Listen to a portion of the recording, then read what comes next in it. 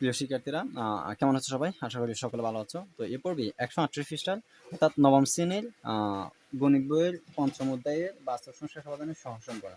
এই অধ্যায়ের 138 পৃষ্ঠার যে একটা এখানে জোড়াই কাজ আছে সেটা আমরা সমাধান করবো ইনশাল্লাহ। তো এখানে দুইটা সমীকরণ তোমরা দেখতে পাচ্ছ, একটা হচ্ছে y সমান x square minus x,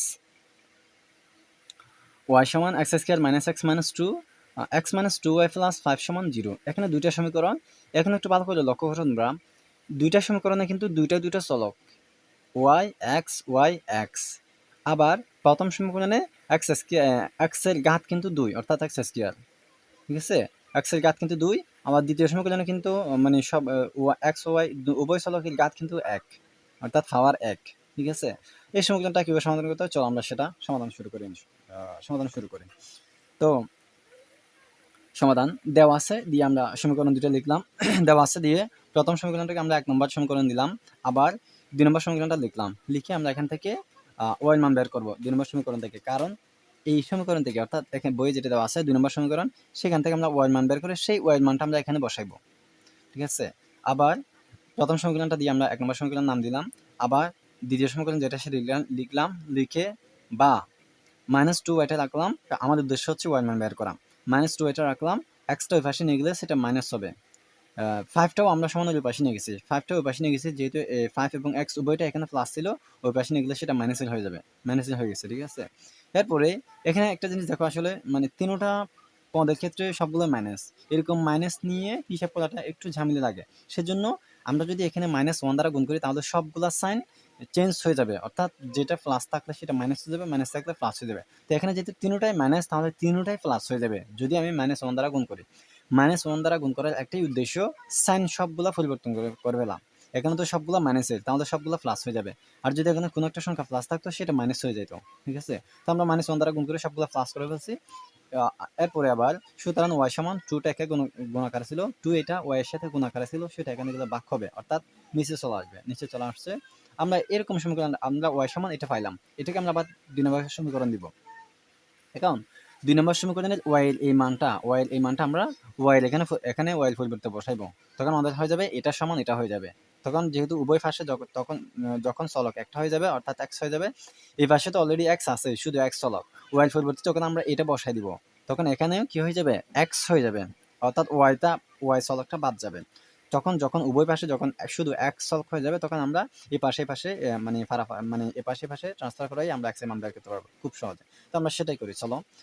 Y এর মান 1 নম্বর সমীকরণে বসিয়ে পাই। ওয়াই এর মান 1 নম্বর সমীকরণে বসিয়ে পাই। আমরা এখানে যে ওয়াই ছিল ওয়াই এর পরিবর্তে আমরা ওয়াই এর মানটা বসাইলাম, সমান এটা x square minus x minus two. ঠিক আছে, এরপরে এখানে তো নিচে মনে মনে একটা এক আছে, তাহলে সমানের উভয় পাশে যখন দুটো ভগ্নাংশ তখন আমরা আড়াআড়ি গুণ দিব। এটা উপরটার সাথে এখানে নিচেরটা গুণ দিব, এখানে নিচেরটার সাথে এটা উপরটা গুণ দিব, অর্থাৎ লবের সাথে হর, হরের সাথে লব। এখানে তো কিছু না মানে কিন্তু এক আছে, অর্থাৎ এটা একটা যদি আমি ভগ্নাংশ কল্পনা করি সেক্ষেত্রে এটা নিচে মনে মনে একটা এক আছে। তাহলে এই একের সাথে যদি এটা উপরটা গুণ দিই তাহলে সেটাই হবে সমান দুইয়ের সাথে এটা গুণ দিলে দুই সবার সাথে একবার গুণ হয়ে চলে যাবে। তো দুই এটা সবার সাথে একবার গুণ হয়েছে, দুই এক্স এর সাথে গুণ হলে টু এক্স স্কয়ার হয়, টু এক্স এর সাথে গুণ হলে টু এক্স হবে, সাইনটা ঠিক থাকবে। আর টু এর সাথে টু গুণ হলে ফোর হবে, সাইনটা এরকম থাকবে। এরপর আসো আমরা সবগুলাকে, অর্থাৎ এই পাশে তিনটা পদ আছে না, সবগুলাকে সমানের এই পাশে নিয়ে আসবো, সমানের ওই পাশে আর কিছু থাকবে না। আর কিছু না থাকলে আমরা একটা জিরো দিতেই পারি। তাহলে সবগুলো এই পাশে নিয়ে আসছি, সেক্ষেত্রে সাইনগুলো পরিবর্তন হয়ে যাবে। যেমন এটা টু এক্স স্কয়ার এই পাশে প্লাস ছিল, সেটা এখানে আসলে মাইনাস হয়ে যাবে। এটা মাইনাস ছিল, সেটা এখানে আসলে প্লাস হয়ে যাবে। এটাও মাইনাস ছিল, সেটাও এই পাশে আসলে প্লাস হয়ে যাবে। সমান এই পাশে তো আর কিছু নাই, আমরা একটা জিরো দিব। এখন বা এখন দেখো মাইনাস টু এক্স স্কয়ার, এখানে আর কোনো এক্স স্কয়ার নাই, তাহলে সেটা লিখে দিই। দিয়ে এখানে এখানে একটা এক্স আছে, এখানে দুটো এক্স, টোটাল তিনটা এক্স, আমরা সেটা লিখলাম প্লাস 5 আর 4 9 সমান জিরো। এখন এখন আমরা কি করব, এখন এটাকে আমরা এমনভাবে তিনটাকে ভাঙবো, এটাকে আমরা এমনভাবে ভাঙবো যাতে দুইটার থেকে কমন নিলে, এই দুইটার থেকে কমন নিলে, অর্থাৎ তিন এটাকে আমরা এমনভাবে ভেঙে দুইটা সংখ্যা করব যেটার একটার সাথে এটা এখান থেকে কমন নিতে পারবো, আবার এদিক থেকে এটার সাথে কমন নিতে পারবো। ঠিক আছে, তো কিভাবে ভাঙা যায়, ভাঙবো হচ্ছে এরকম যে এটাকে এমনভাবে ভাঙতে হবে, এমন দুইটা সংখ্যা বানাইতে হবে, যেমন আমি যদি চাইলে তিনটাকে দুই এবং 1 দিয়ে ভাঙতে পারি, অর্থাৎ 2 আর 1 যোগ করলে কিন্তু 3 হবে। ঠিক আছে, তাহলে এটাকে এমনভাবে ভাঙবো যে দুটা সংখ্যা পাবো ভেঙে সেই দুইটা সংখ্যা গুণ করলে এই দুইটা সংখ্যার গুণফলের সমান হইতে হবে। এই দুইটা সংখ্যার গুণফল কত? 9 দুগুণ 18। এই দুইটা সংখ্যার গুণফল কিন্তু 18। ঠিক আছে, 18। তাহলে এটাকে এমনভাবে দুইটা সংখ্যা বানাতে হবে যে দুইটা সংখ্যা গুণ করলে 18 হয়, যোগ যোগ বিয়োগ হিসাব করলে এটাই হয়। ঠিক আছে, তাহলে সেটা কিভাবে? আমরা 18কে ইয়া করি, আমরা যে এই দুটার গুণফল 18 পাইছি না, x স্কয়ার এর সহগ 2 আর এখানে ধ্রুবক 9, 9 আর 2 এর সহগ হচ্ছে মানে গুণফল হচ্ছে 18 পাইছি। 18কে আমরা উৎপাদকে বিশ্লেষণ করব। যেমন 18কে আমরা ভাঙতে পারি এরকম যে 1 গুণ 18 একবার নিতে পারি, অথবা 2 গুণ 9 দিতে পারি, অথবা 3 গুণ 6 দিতে পারি।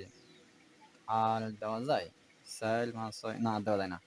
তাহলে এখানে দেখো দুটো সংখ্যা আসছে, 9 দ্বিগুণ 18, ঠিক আছে, কিন্তু 9 থেকে 2 বিয়োগ করলে তো 7, 3টা মিলতেছে না। আবার 318, ঠিক আছে, কিন্তু 6 থেকে 3 বিয়োগ করলে 3 মিলতেছে না, মিলতেছে। তাহলে আমরা এটাই রাখবো। অর্থাৎ 3টাকে ভেঙে আমরা এমন দুইটা সংখ্যা পাইছি, যদিও সেই সংখ্যাটা আমরা 18 থেকে বের করছি, 3 থেকে বের করলে আমরা করছি 18 থেকে বের করছি। 6 থেকে 3 বিয়োগ করলে কিন্তু 3 আসে, আবার 6 আর 3 গুণ করলে কিন্তু 18 আসে। তাহলে এই দুইটা সংখ্যা আমরা নিব, অর্থাৎ আমরা এই দুটাকে এমনভাবে লিখবো এখানে +6x - 3x। এখন কিন্তু 6টা x থেকে 3টা x চলে গেলে আরো 3টা x থাকে, অর্থাৎ এই দুটো হিসাব করলে কিন্তু এটাই চলে আসবে। আবার এই সহগ দুটোটা গুণ করলে কিন্তু এই দুটোটার গুণফল হয়, অর্থাৎ 18 হয়। অর্থাৎ 3টাকে আসলে এমনভাবে টেকনিকে ভাঙতে হবে তোমাদেরকে। এই ভাঙার অভ্যাসটা তোমরা কি করবে, কিভাবে শিখবে, শিখার সিস্টেম হচ্ছে এটাই। যখন যেটা দেখছো সেটা মাথায় রাখি দিবে, অর্থাৎ এখন তো 3কে কিভাবে ভাঙতে হয় যদি 2 আর 9 থাকে সেটা এখন শিখছো, এটা মনে রাখি দিবে, এটা প্র্যাকটিস করবে, তাহলে অন্য আরেকটা সহজ হয়ে যাবে। ঠিক আছে, তো 3x কে +6x - 3x দিয়ে ভাঙা যায়, তো আমরা ভাঙছি। এবার আমরা 2x স্কয়ার এবং 6x, এখান থেকে 2x কমন নিতে পারি যদি কারণ 2x টা উভয়ের ক্ষেত্রে আছে। তো 2x যদি কমন নিই এখানে আর থাকবে -x, মাইনাস, আমরা তো -n কমন নিই না, সেজন্য -n থাকে যাবে, x দুইটা থেকে একটা নিয়ে নিছি, আরেকটা থাকবে, প্লাস এখান থেকে 2x নিয়ে নিলে আর থাকে শুধু 3, প্লাস এখান থেকে 3 কমন নিলে আর থাকবে -x, এখান থেকে 3 কমন নিলে আর থাকবে 3। ঠিক আছে, এখন দেখো ভিতরেরটা একই রকম হয়ে গেছে, -x + 3, -x + 3। তো বাইরে যেটা আছে আমরা সেটাও রাখবো। আচ্ছা, যেটা ভিতরে কমন আছে সেই দুইটার থেকে আমরা একটা রাখছি, বাইরে যেটা আছে সেটাও রাখছি। এটাই হচ্ছে নিয়ম, যখন কমন নিব, যখন দুইটা একই রকম হয়ে যাবে সেখান থেকে একটা রাখবো আর বাইরেরটাও রাখবো, সেটা নিয়ম। সমান 0। এখন এখন আমরা বলবো যে হয় এটা সমান 0, না হয় এটা সমান 0। কেন? আমরা জানি কোনো সংখ্যার সাথে যখন শূন্য গুণ করা হয়, যেমন 3 এর সাথে যদি আমি শূন্য গুণ করি তাহলে কিন্তু শূন্যই হবে। তো যখন আমরা এখানে তো এটার মান তো আসলে মানে আমরা জানি না এটার মান কত, এটার মানও জানি না। তাহলে এখানে সমানের পিছনে যে এখানে শূন্য হয়েছে না, তাহলে নিশ্চয়ই এখানে কোনো একটা সংখ্যা শূন্য হবে। অর্থাৎ এখানে এটা শূন্য হওয়ার কারণে তো গুণফল শূন্য আসছে। যদি এটা শূন্য না হতো, এটা সাইড হতো, এটাও যদি শূন্য হতো তখন কিন্তু গুণফল শূন্যই আসতো। ঠিক আছে, কারণ কেন? আমরা জানি যে কোনো সংখ্যা যদি শূন্য হয় সেটার গুণফল শূন্য হবে, অর্থাৎ দুইটা সংখ্যার মধ্যে যে কোনো সংখ্যা যদি শূন্য হয় সেটার গুণফল শূন্য আসবে। তার মানে নিশ্চয়ই এই দুইটা সংখ্যার মধ্যে কোনো একটা সংখ্যা অবশ্যই শূন্য হবে।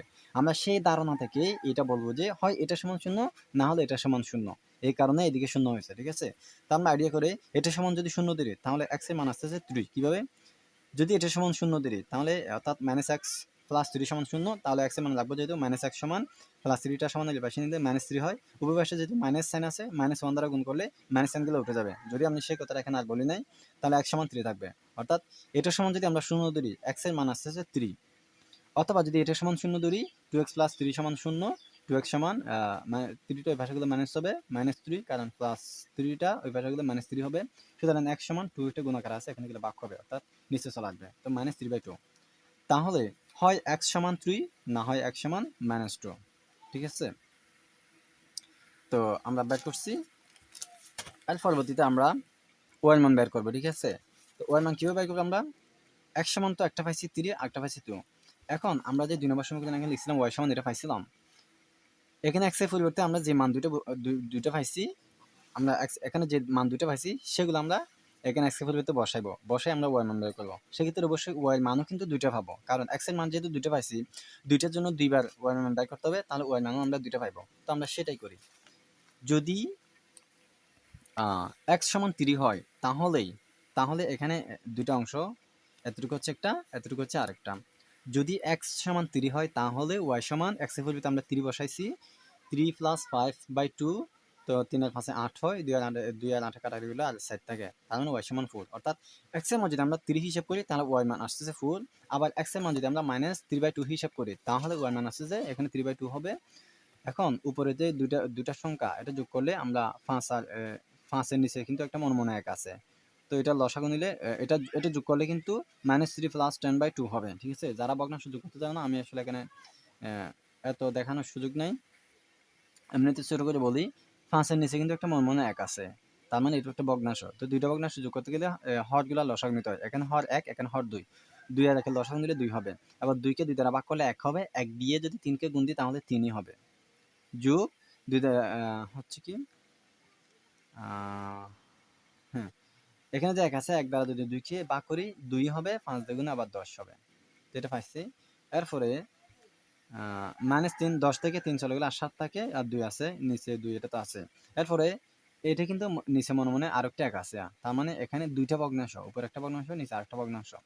এখন এই দুইটা ভগ্নাংশকে যদি আমরা মানে সিঙ্গেল নিয়ে আসতে চাই, এককভাবে মানে একটা করে ফেলতে চাই, তখন কি করতে হবে, উপরে ভগ্নাংশটা হুবহু লিখে দিব, লিখে দিয়ে গুণ দিয়ে নিচের ভগ্নাংশটা পাশে লেখার সময় এটা উল্টাই দিতে হবে। যেমন 2 এটা এখন উপরে আছে, এটা নিচে চলে আসবে, একটা উপরে যাবে, একটা উপরে গেছে, 2 এটা নিচে চলে আসছে। তো এখন দুইটা ভগ্নাংশ পাশাপাশি গুণ হলে হরের সাথে হর গুণ, 2 দুগুণে 4, লবের সাথে লব গুণ, 7 একে 7, অর্থাৎ 7/4, তাহলে ওয়ান মান 7/4। তার মানে x এর মান যদি আমরা 3 ধরি ওয়ান মান আসতেছে 4, আর x এর মান যদি -3/2 ধরি ওয়ান মান আসতেছে 7/4।